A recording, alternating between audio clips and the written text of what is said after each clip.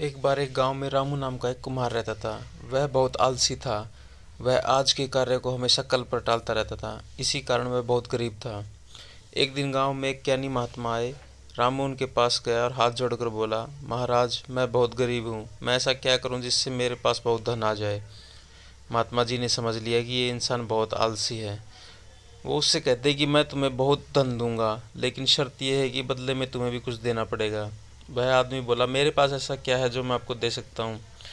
महात्मा जी मुस्कुराए बोले, बेटा, तुम्हारे पास तो बहुत अनमोल चीज़ें हैं। देखो, अगर तुम मुझे अपनी एक बाई आंख दे दोगे तो मैं तुम्हें एक सोने से भरा घड़ा दूंगा। रामू ये सुनते ही चौंक गया और बोला, नहीं महाराज जी, आंख के बदले मैं देखूंगा कैसे? जब देख ही नहीं पाऊंगा तो धन का क्या करूंगा? आप कुछ और ले लो।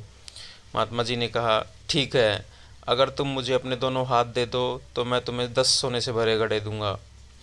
रामू घबरा गया और चिल्लाकर बोला, बिल्कुल नहीं, बिना हाथों के मैं अपना काम कैसे करूंगा, खाना कैसे खाऊंगा? तब महात्मा जी बोले, देखो रामू, तुमने अभी अभी अपने करोड़ों की संपत्ति को बेचने से मना कर दिया। इसका मतलब यह है कि ईश्वर ने तुम्हें पहले से ही अनमोल खजाना दे रखा है। उन्होंने समझाया कि असली गरीबी पैसों की नहीं, बल्कि काम करने की इच्छा की कमी की है।